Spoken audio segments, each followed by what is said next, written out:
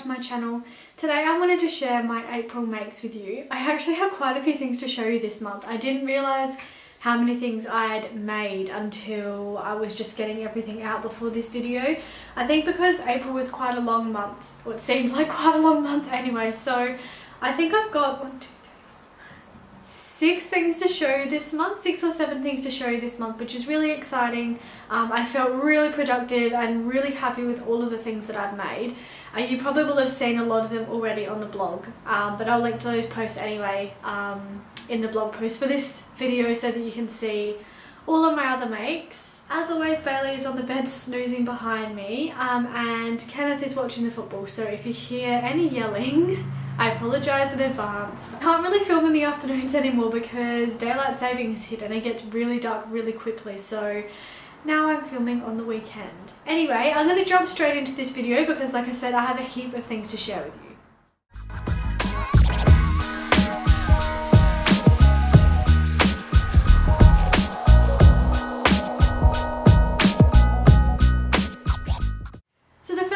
To share with you this month is my Sew My Style project for April, which was the Bridgetown Backless dress and tunic from Sew House 7. I really love Sew House 7 patterns. You all know how much I love the toaster sweater, so I was really excited to give this one a go, and I'm really happy with how it turned out, although there are a few things that I think I'll need to change for next time. So I'll insert some footage here anyway so you can see, but this is the dress. I made it out of this absolutely gorgeous, I'm not sure what it is, it's sort of like a rayon crepe kind of feel. Like, it's not a knit, so it's not stretchy like a crepe, but it has a texture like a crepe.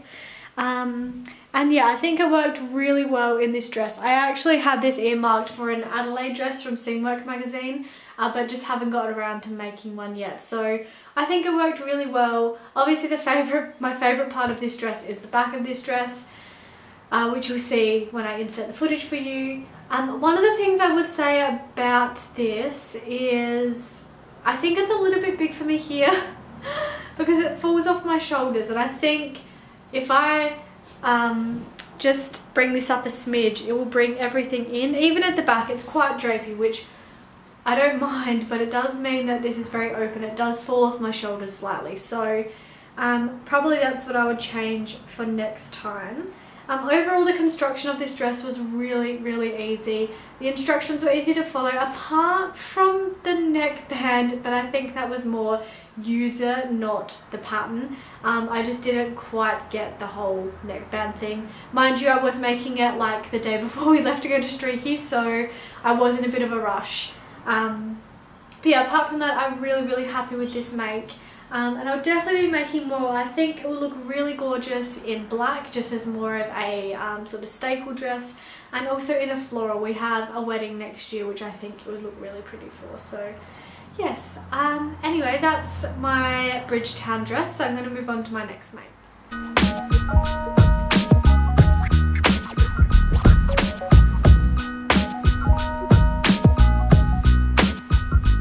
So my next make for this month is another molly top from Sew Over It. This was actually the first thing that I made. You will have seen pretty well the finished thing in my April sewing plans video. I love the molly top. I made one last year out of a really gorgeous linen knit, which was a little bit see-through but turned out really well. And I haven't made any more since then. I've been really disappointed because it's a top that I absolutely love, and yeah, I wish that I could have made more of these earlier on. So I had this really pretty velvet green stretch fabric in my stash from last year. I think I bought it planning to make something similar to the molly top, even though the molly top hadn't been released at that point, and just never got around to it. And then I found some more of this on sale at Spotlight for something like $4 a metre, which is crazy. Which I'm going to make a wrap dress out of. Anyway, I decided to finally make the molly top because I thought it's a perfect staple for autumn with the colours. Bailey's just getting comfy. Yeah, so I love this top and I love this fabric, but I did not love constructing this top. If you've ever used stretch velvet before, you'll know that It is a little bit hard to use. It like moves, it doesn't go through your machine nicely, and to try and unpick it, it is a complete nightmare. Like, do not try and unpick this, it just doesn't work, especially when you've done a zigzag stitch. So there's a few things that I don't necessarily like about this top. One is the neckline. So my first Molly top, I was so proud. It was the first time that I've actually successfully installed a neckband. Like, it looked really good and I was really proud of it, so I thought, good, I know that I can do it with this. But after the second attempt of trying to put the neckband on, I gave up, because trying to unpick that neckband every time and then trying to reattach it was a nightmare. So I took it off and just turned over the neckline to make like a small facing, which is sort of like the Coco top from Tilly and the Buttons with the boat neck. However, this is quite boat necky, so again, it's a bit wide. I'd much prefer it to have a neckband on there to bring it in a little bit. But anyway, that's just how it is. I still like it like this, and I will often wear my hair down anyway, so it will sort of cover it. The other thing that I don't like about this top is the way that it rolls up down the bottom, which is exactly what happens with my other Molly top. It just is really annoying. I just find myself pushing it down all the time, and I think it's just the fabric. Same with the linen, those sort of lighter weight knits tend to curl, so I think that's why. But yeah, it's a little bit frustrating. But anyway, I love the colour of this top, and the feel of it is so soft, and it is really comfortable, and I know I'm going to get heaps of wear out of it still, but it's just not exactly what I had in mind. I really want to make the wrap dress, but I'm a little bit scared to use this fabric now that I've used it on this. So anyway, I'm going to push that one to the back a little bit and get to that one at a later stage. So I'll move on to my next make.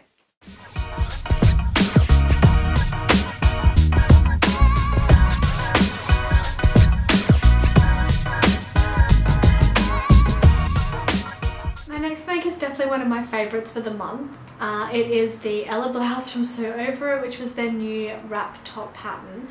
I love anything wrap. You guys know I love my wrap dresses, and I just think they're so flattering, and yeah, I love them on my body shape, and I think they're such a great wardrobe staple. So when I saw this pattern come into my inbox as a PDF member of Sew Over It, I couldn't resist it, and I had to purchase it straight away.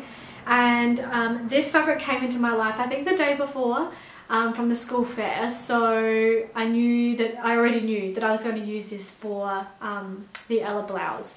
I absolutely love this fabric with this top. I think it's a really great combination. I think wrap dresses and wrap tops are quite a feminine thing, so I think pairing them with a feminine fabric looks really pretty. So I really like this top. I love the construction of it. Everything is finished off really nicely, as on all Sew Over It patterns. The way Lisa designs them just to finish everything off is just really nice. The only thing that I had like a little bit of trouble with were the pleats down the bottom, just here, which is what the tires come off of, sorry. So you just have to read the instructions really carefully to make sure you understand what they're saying. So that was the only bit where I was like, I'm not 100% sure. Other than that, it was a really easy construction. This fabric was really beautiful to sew with. And overall, I'm really happy with this top. The only other thing that I'm not as happy with is the length. So I really like high-waisted stuff. You guys know that I have a slightly higher waistline. So I do like things to be higher, but in a top it's not that great to have it so high, because I find myself pulling it down all the time, and I actually don't have anything high-waisted enough to wear it with apart from this sort of higher waisted skirt that I have.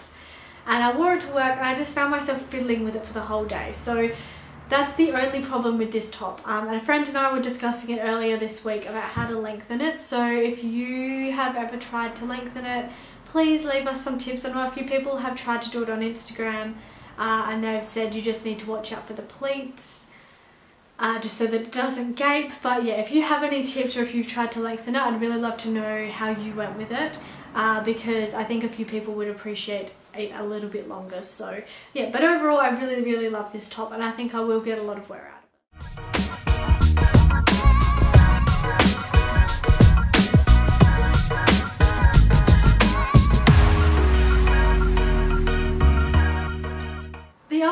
exciting thing that I made this month was another toaster sweater.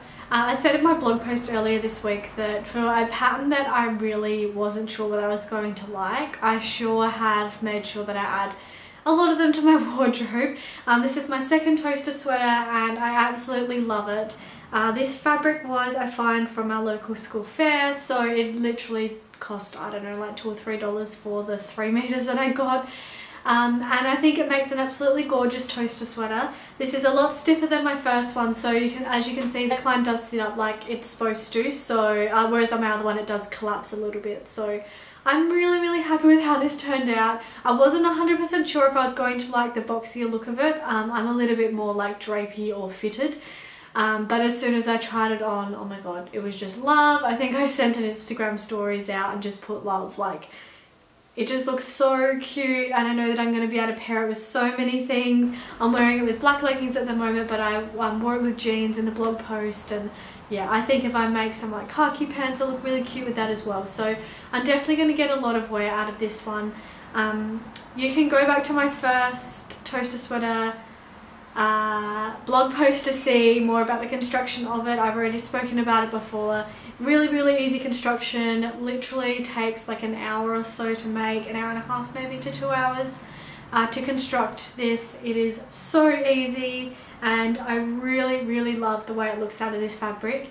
At the start of this month I did say I wasn't sure if I was going to be able to have the stripes going up and down because of the stretch, but I actually could, which was great because I think it would look funny if they were going the other direction. So yeah, I'm really happy with this jumper, and I think I'm definitely going to add some more toasters to my wardrobe this winter and going into next year. I think they're just a really great staple and they're so comfortable and they're just really cute. So a big thumbs up for this part.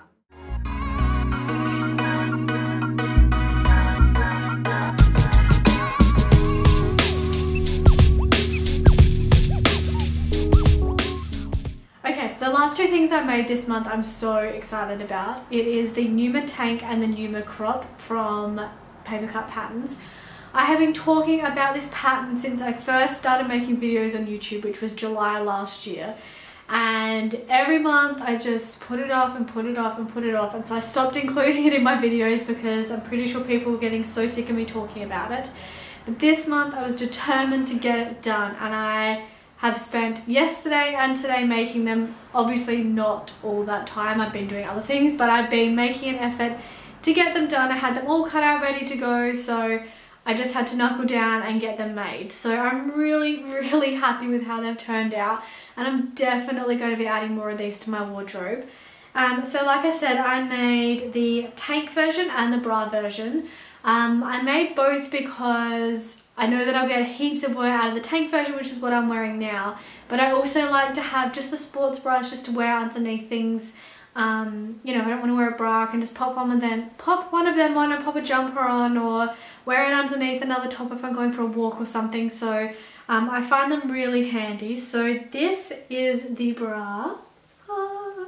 It's so cute. It's made out of the same fabric as my Virginia leggings. So after I finish filming this video, I'm going to go and take some photos for the blog because I still haven't blogged about my Virginia leggings, so I'm going to put them all in one. So it's just a basic sports bra. It has a really cute little crossover pattern at the back with the sleeves. I can't speak. With the straps. I didn't use bra strapping, which was actually the thing that like kept putting it off for me, was looking into getting the bra strapping. Spotlight didn't have any in the black, and I could get it online, but I really didn't want to pay $10 shipping for something that could literally cost $1 to be posted. So I am going to be making some more, I want to make some more like lingerie type stuff, so when I do that I'll definitely invest in some bra strapping when I'm ordering quite a few things, but just for the bra strapping it seemed a little bit extravagant. So anyway, I ended up using some black scuba, and because I'm only going to be walking in these or wearing them around the house or doing yoga, I'm not like an actual workout person, I think they're going to be fine. So yeah, I really like the bra version. It's super cute, but my favourite version is definitely this top. It just looks so cute. How you can see this little bit on the side and the back. Oh, it's so pretty, and it's actually exactly what I was looking for. So my original plan was for this top was to draft one myself. I had the whole idea. I knew exactly what I wanted to do. The Lululemon tops look really similar to this, and that's where I got my inspiration from. And then I was watching the Great British Sewing Bee, which, bring it back, honestly. Why would you axe a show like that? It's so inspiring, and it was like my favourite time of the week just to sit down and watch other people who enjoy doing the same thing that I enjoy doing. So anyway, I was watching the Sewing Bee, and Charlotte, who won the Sewing Bee, she was making a Pneuma tank, and I thought, oh my god, I have to know what pattern that is. So I tweeted her, and she got back to me and said it was the Pneuma tank, and straight away I went and bought the pattern, and then it's been sitting there for the past like year nearly. So anyway, I'm really happy with how this turned out. It is a really easy construction and very clever with the way that it's put together. I'll explain more in my blog post anyway, but just the way that you fold it all over and everything, all the elastic over and stuff, it's just a really neat finish, and I'm so happy with how they turned out. I'm actually quite proud of myself because I think they look pretty good. But yeah, I'll explain a little bit more in my blog post, but there are some things I would change next time, just finishing wise, which is just me. Like, now that I've made it once, I understand how it all comes together. So I definitely think the ones that I make from now on will be a much higher quality and a much better finish. So I'm really happy with how they've turned out, and I can't wait to make more. So the blog post for these will be up on Tuesday, so make sure you keep an eye out for that one. The other thing that I made this month, I didn't make it, I finished it this month, with my Santotia jumper sweater from Diana Walla. I don't have it on me at the moment, but I will link down to the blog post below where you can see photos. I was really proud with how this turned out, but it is too small. I was naughty and used the wrong size needles when I started making it 2 years ago because I was lazy and I didn't want to go and get the proper size. And I thought, it's okay, I'm small, I can get away with it, but no. It's definitely not a wearable top. It's way too tight around the neckline, it's way too tight under here, and even if I blocked it, it still wouldn't work. So I think I've got to test my blocking skills on that one anyway, because I'm not really too worried about it. But I have cast on another one in a navy blue, so I'm really excited about that, and I might show you that in my video next week, my May plans video. So yeah, I'm excited about that, and I've used the right needles and it fits me already. I can see it's going to fit so much nicer, so I'm really excited about that. So that's the end of my video today. I hope you've enjoyed seeing all of the things that I made in April. I can't believe I was actually that productive. I was not expecting to get so many things done. The only thing that I did not get done this month was my McCall's shirt dress tunic. It was just, that's something that's going to take me a little while, and I didn't want to rush it, and we've been away, so I've only had about 2 or 3 days to sew these holidays, which I was not expecting. I was definitely thinking I'd be able to get a lot more sewing in than what I did, so I'm pretty happy with myself that I've managed to get so much sewing done.